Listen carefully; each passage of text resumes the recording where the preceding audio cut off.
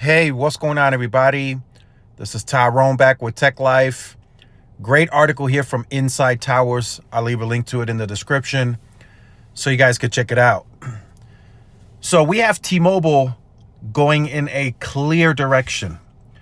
It's after the Capital Markets Day or Investors Day that they had, and then they recently also presented at the Deutsche Telekom Capital Markets Day.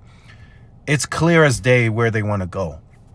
They have T-Mobile, they have T-Priority, and they have T-Fiber, and they want to grow. They want to take share. It's really just, I don't want to be oversimplifying things, but it's just really as simple as that. If you're looking at all three of them, T-Mobile, T-Priority, T-Fiber, it's all about growth. That's what it's about. So that's where I have concerns, and I know you guys, I read some of the comments, you guys have concerns as well with some of the moves that T-Mobile has made. And the first concern is them selling 3.45. It's a concern. It's 20 megahertz that they're just letting go. The reason I bring up the concern is because as I just stated, all three of T-Mobile's brands equal growth, and spectrum is harder to come by. There is nothing in the pipeline. The FCC today doesn't even have the auction authority, so it's just you are left with what you have, and T-Mobile just sells spectrum that's harder to come by now than ever.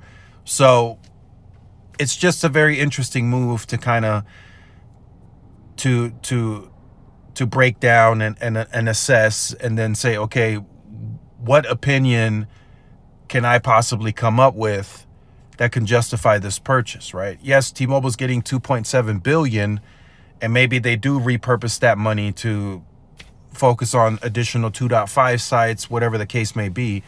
I mean, I get it, I understand it, right? It makes sense. At one point, it made sense.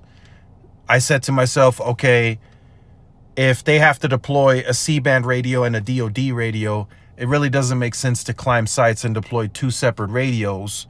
But now I'm thinking, there is a dual band radio. You're going to have to climb the sites again for C-band anyway. Might as well deploy the dual band radio and just add DoD on it as well.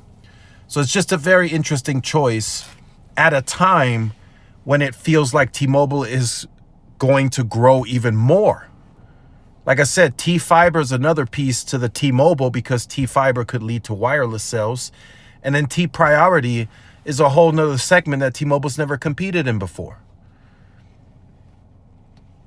And, you know, the FWA, to throw that in there too, that's another segment. They don't really have a name for that.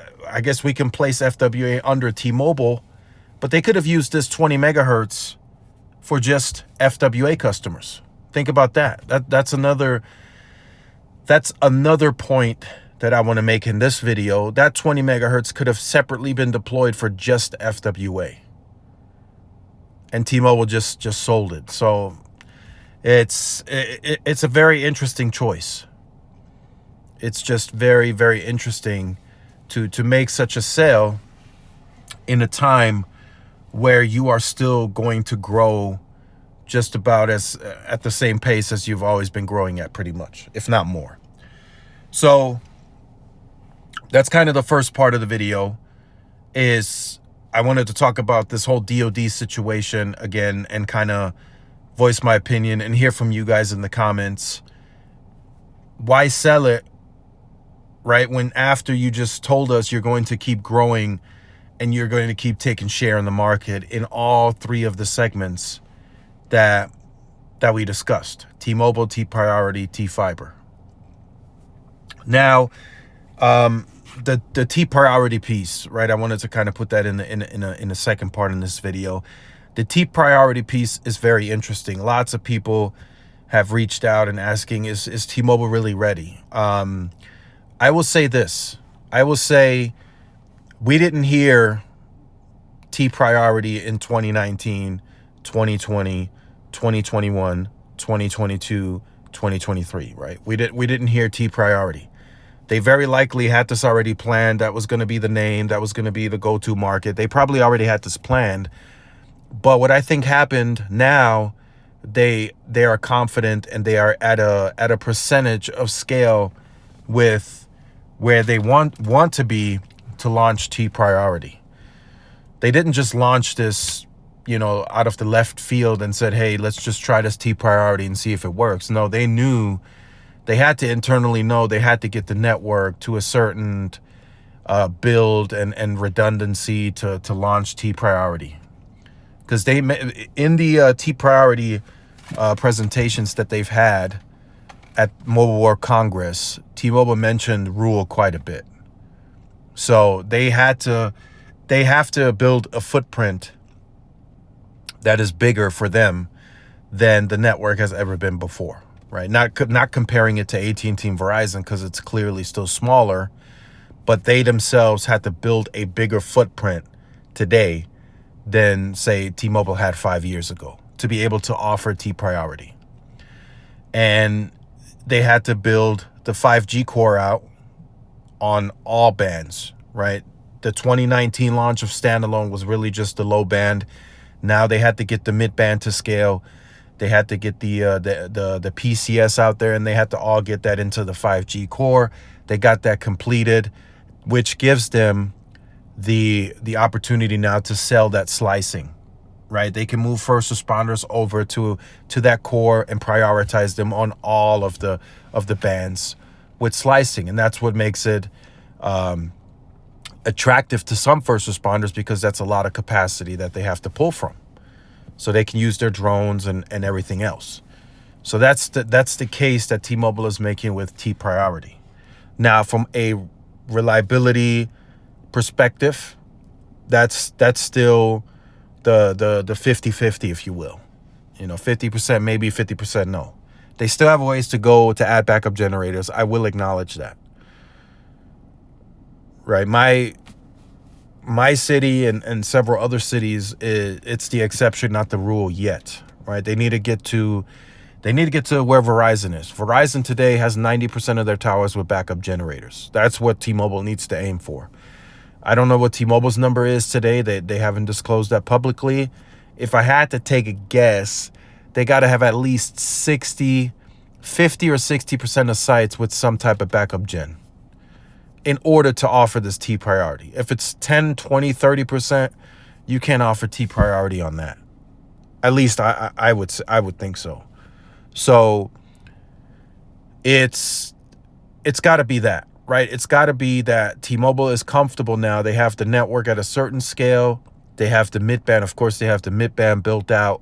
They have backup generators now at more sites than ever before.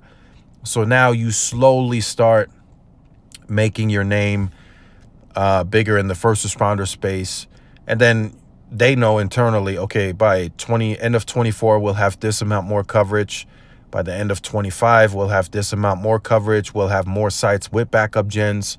So they're kind of working their way into it. They're not going to get a huge amount of share at the very beginning, right? They're going to get some, and they know how to specifically target each area, right? If Chicago was the agency that they got, which they did get, that's an area, okay, maybe they know in that area they have better redundancy than, say, in San Francisco as an example, right?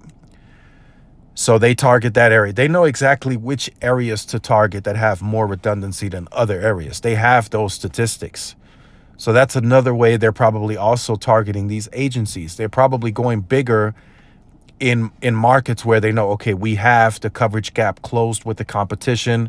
We have 80% of towers in this market covered with backup gens. We have our low band portfolio fully deployed. Let's go ahead and target these agencies in this market specifically. And I think that's how they're going to grow and scale, right? In an area where the engineers know, like, hey, we have huge coverage gaps here. We have maybe 5% of our sites with backup gens. They're probably not very likely going to go big for agencies, right? So it just makes sense. Kind of wanted to just add that in, the whole T Priority piece. It's of course, it's nothing new, right? T-Mobile wants to be innovative and all that stuff.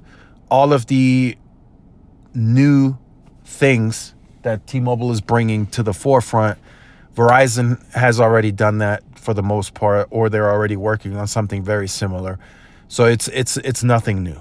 It's T-Mobile is bringing nothing new to the table. There might be a few pieces that are innovative, like I guess you can say the standalone core it's new, and they're the first to it. But Verizon is working on that, and AT&T, of course, as well. So this is nothing new. This is just T-Mobile soaking up the opportunity. They're the first to do it, so they want to soak up the opportunity. They want to be loud and growing at scale. And if they can grow that business very quickly, I think it's going to be mostly on price.